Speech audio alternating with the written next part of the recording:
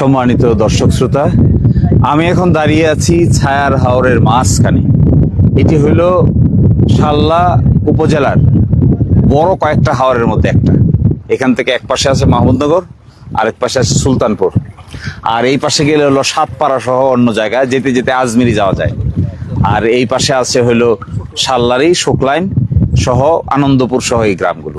এটা একটা বিরাট হাওর। এই হাওরে দেখেন এখানে যে এইভাবে পানি এসে গেছে, এটা আশ্চর্যজনক বিষয়।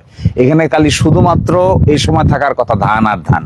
ধান মারাই, রোদ উঠবে, মানুষ ধান কাটবে, ধান শুকাবে, বাড়িতে নিবে, এই ছিল এখানকার আনন্দের বিষয়। কিন্তু বৃষ্টির পানিতে সব তলিয়ে গেছে।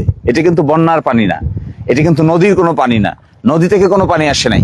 এটা হলো বৃষ্টির পানিতে তলিয়ে যাওয়ার ফলে যে অবস্থা দাঁড়িয়েছে, এটা অস্বাভাবিক। এই অঞ্চলের মানুষ কখনো এগুলো দেখে নাই। আমরা ছোটবেলা থেকে এখানে বড় হয়েছি, আমরাও কখনো শুনি নাই যে বৃষ্টির পানিতে হাওর এভাবে তলিয়ে যায়। হাজার হাজার একর জমি তলিয়ে গেছে, হাজার হাজার মন ধান এখন আর এমন অবস্থায় রূপান্তরিত হয়েছে। একটু আগে আপনারা দেখবেন, আমি দেখিয়েছিলাম যে ধান গরম হইতে হইতে ধানের ভিতর জ্বালার জন্ম নিতেছে, চারার জন্ম নিতেছে। এই ধান কাটে কোনো লাভ নাই। এই ধান যারা কাটতেছে তাদের আরো মহাবিপদ। কেটে কিছুটা রাখছিল, এগুলো এখন গরু খাবে কি, মানুষ খাবে কি, এক মানবিক বিপর্যয় দেখা দিয়েছে। এই জায়গায় সবচাইতে ইম্পর্টেন্ট হলো এখন সহযোগিতার হাত বাড়িয়ে দেওয়া। আরেকটা অভিযোগ এখানে করতেই হবে, এই পিআইসির অপরিকল্পিত বাঁধের কারণে এই দশা হয়েছে। পানি নিষ্কাশনের কোনো ব্যবস্থা নাই। পানি যে আসবে, বৃষ্টির পানি, পানি যাবে কোথায়? হাওর হয়ে গেছে উপরে, বিল নাই, বিলকে কয়ে ফেলছে শুকাইয়া, পানি ধরার জায়গা নাই। আগে যেমন ছিল বড় বড় বিল ছিল, বৃষ্টির পানি গিয়ে বিলে জমা হতো, এটাও নাই। চতুর্দিকে দিচ্ছে বাঁধ, অপরিকল্পিত বাঁধ। এরপরে বৃষ্টি যখন হয়, ওই পানি আর নিষ্কাশনের কোনো ব্যবস্থা নাই। এই পানি যাবে কোথায়? যেখানে এই পানি জমে হাজার হাজার একর জমি এই হালত দাঁড়িয়েছে। দেশের বাইরে যে যেখানেই আছেন, যেভাবে যে অবস্থায় আছেন, এই সরকার তাড়াতাড়ি এনভায়রনমেন্ট অ্যাসেসমেন্ট করেন। আমি 6 মাস 1 বছর থেকে এই কথা বলে আসতেছি। এনভায়রনমেন্ট অ্যাসেসমেন্ট করেন, পরিবেশগত অ্যাসেসমেন্ট করেন, অফিসার পাঠান। ভবিষ্যতে আর এই ধরনের বান দিবেন না, এই সমস্ত যন্ত্রণা করবেন না মানুষকে। মানুষের উপকার তো করতে পারেন না, বরং একটা যন্ত্রণার জন্ম দিয়েছেন। এমন এক যন্ত্রণা যেখানে মানুষ একমাত্র ফসল বুড়ো ধান, আর কোনো ফসলও নাই। তা এরপরে করবে কি? এটা নিয়ে যাওয়ার পরে নিজে খাবে কি, পরিবার রেখা হবে কি, গরু রেখা হবে কি, আর সন্তানাদিদের লালন পালন করবে কি করে? এই অবস্থায় এইখানে কাউকে দোষে লাভ নাই। সরকারের উচিত এখানে লোক পাঠাবেন, অ্যাসেসমেন্ট করবেন, করে এখানে এমন পরিবেশ ভবিষ্যতে আনতে হবে যেন শুধু এই হাওর না, ছায়ার হাওর থেকে শুধু চেষ্টা করলে কাজ হবে না।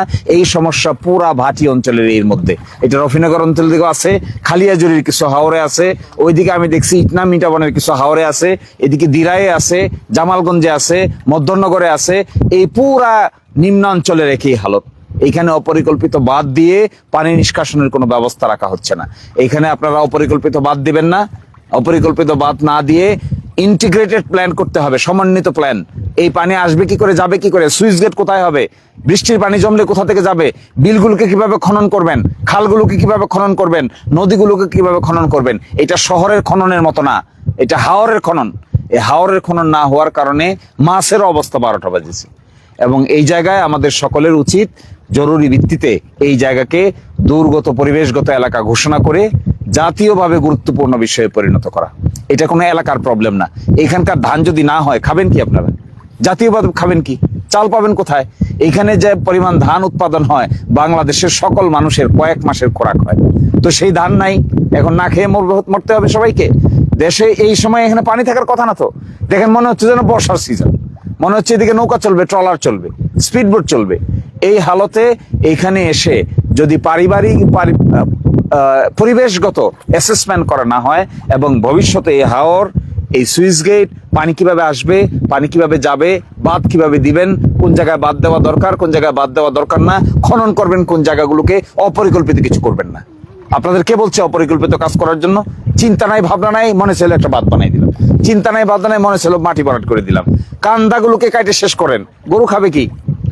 এই জিনিস যদি ভালো করে বুঝে না আসে, তাহলে এই দিরাই, শাল্লা শুধু না, আশেপাশের যে গ্রাম থানাগুলো আছে, এখানে খালিয়াজুরির মানুষও এইটাতে পড়বে, এখানে আজমিরিগঞ্জের মানুষও এটাতে পড়বে, এখানে জামালগঞ্জের মানুষ এটাতে পড়বে, মধ্যনগরের মানুষ এটাতে পড়বে।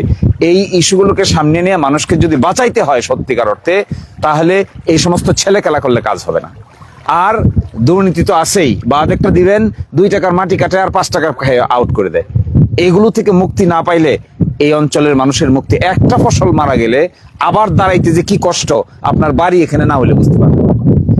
আর একটা ইন্টারেস্টিং বিষয়, ফসল একবার এইভাবে হয়েছে, আগামী বছর যদি এটা হয়, এরপরের বছর এরকম হয়, মানুষ কোথায় যাবে?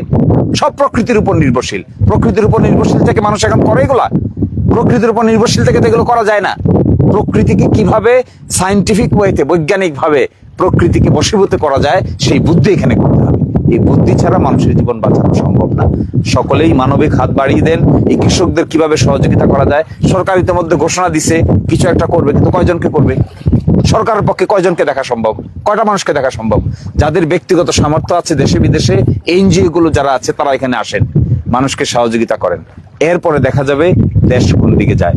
যদি এগুলো করা না যায়, তাহলে গ্রাম বাংলার মা, আমাদের জন্ম হয়েছে এখানে, এই মাটিতে আমরা বড় হয়েছি, এই পানিতে খেলে দুলে সাঁতার কেটে আমরা বড় হয়েছি, এই জন্য এটার প্রতি আমাদের দরদ বেশি। এই জায়গাটাকে আপনারা দয়া করে একটু সুন্দর ব্যবস্থাপনার দিকে যাবেন, ভবিষ্যতে যেন এগুলো শুধুমাত্র প্রকৃতির উপর নির্ভরশীল করতে না হয়, আমরাও যেন কিছু অবদান রাখতে পারি। সকলেই ভালো থাকবেন, সুস্থ থাকবেন। আল্লাহ হাফিজ।